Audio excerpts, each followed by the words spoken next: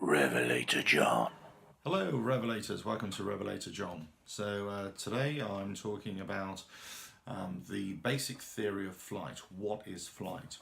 Okay, so if we consider anything that is in the air, is moving through the air, is suspended in air, that is flight. Whenever you're in the air and you're not touching the surface, that's considered flight.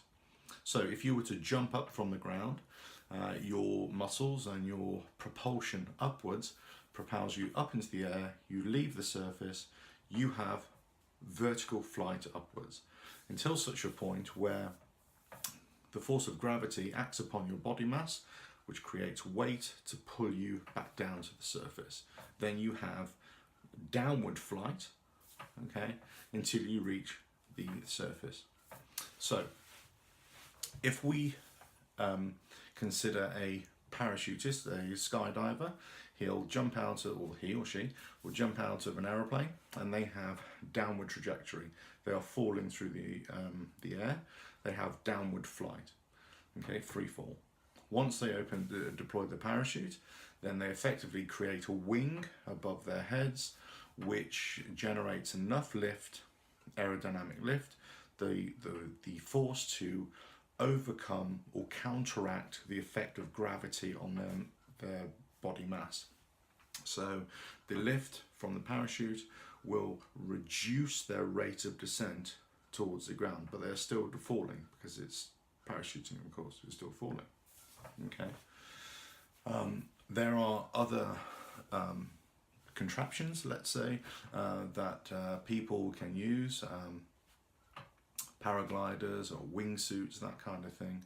And basically all they're doing is strapping themselves to a wing or wearing a suit that makes their body mass profile into more of a wing, which generates amounts of lift that will either reduce their rate of descent, so they have a very shallow glide path, as in the case of a wingsuit, or in a hand glider, for example, the wing above, okay, as long as they have forward motion, propulsion, or either can move and work with thermals, they can actually generate enough lift to actually keep them suspended in the air. Okay, so how does this affect this effect of generating lift overcome the weight of an aircraft? For example, so let's say if we consider one of the earliest types of aircraft, okay, the balloon, the hot air balloon. So a balloon is inflated with hot air, a basket is suspended beneath it with the occupants in there, and you have the burner above to generate the hot air by burning fuel.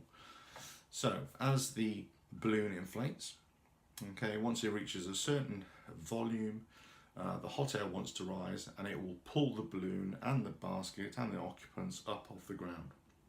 That is the hot air with the upward force overcoming the weight of the balloon and the occupants in the basket.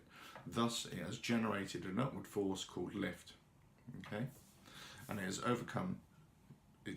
overcoming the force of gravity. If we have an aircraft, for example, let's say an aeroplane, then the aeroplane is propelled through the air by the engines. The engines will create thrust, which will move the aircraft through the air. It will start off on the runway and it will be propelled down the runway. As it's propelled down the runway, this is a very crude wing. You can see this is the front of the wing, this is the rear of the wing. Air is then forced over the wing, and as it goes over the top of the wing, okay, it makes this kind of profile, and then beneath the wing it makes a straight profile. So over the wing, the same air molecule, if you like, one goes beneath, one goes above. The one that travels above has to travel a further distance, okay, but for it to reach the same point in the rear of the wing, okay, that molecule has to speed up. Okay, so as it speeds up, okay, its pressure, the actual pressure of air, reduces. So if there's low pressure here above the wing and high pressure beneath the wing, because this airflow hasn't changed, then that will create an upward motion because the air pressure below want to push the wing up. Okay, so that's going high pressure to low pressure, and that's called lift, and it would want to lift up the wings. Once there's enough speed on the wings, and depending on the size of the wings, how big the wings are, etc., etc., the shape of the wings will be more efficient at generating lift, but that overcomes the weight of the aircraft, and so then it can start to take off. But it needs that forward motion. It needs the forward motion generated by the engines, the thrust, to actually keep the wings, the aeroplane, moving through the air, either whatever altitude as it's climbing or in cruise at 35,000 feet, to keep this airflow over the wing. Okay, and this principle is what we call a Bernoulli's principle, where air is accelerated over a wing all through a channel, and because it's accelerated, its pressure, its dynamic pressure reduces, and so forth. In the case of a wing, this will generate lift. Okay, so how does a helicopter fly? Well, it's exactly the same principle in that each rotor blade is a wing. Okay, so as the engine of the helicopter is connected to a gearbox, that gearbox is directly connected to the main rotor. So as the engine turns the gearbox, turns the blades. The blades are kept at a constant speed. They're kept at a constant speed until at some point, and we can also change the pitch of these blades. Okay, so as they're moving through the air, this airflow goes over the blade, over the top of the blade, creates that pressure differential, and the blade wants to lift up. All the blades, demanding 2, 3, 4, 5 blades, whatever, depending on the helicopter, will generate enough lift to overcome the weight of the helicopter, and so it will lift off the ground. So it's exactly the same thing. So this is the basic theory of flight. Okay, you have whatever machine you have, whatever contraption you have, whatever contraption you have, you know, on the body or on an object.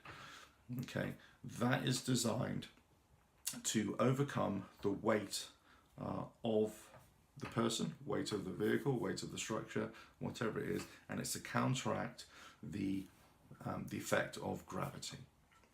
Okay, so once again, you generate lift by increasing the velocity of airflow over the top, creating a pressure differential. It's called Bernoulli's principle. Okay, and that creates lift to overcome the weight of the aircraft that wants to go straight down, and that's what creates lift. That is what gives aircraft flight. Okay, so in case of an aeroplane, for example, the engines provide forward thrust to keep the blade moving forward, the wings moving forward. In the case of a helicopter, the engine drives the main rotor at a constant speed to provide enough lift to lift the helicopter off the ground. Okay, and watch my other videos to see exactly how helicopters actually fly. That's a slightly different principle. Okay, but hopefully that's given you a basic understanding of what is flight and what is the theory of flight. Thank you.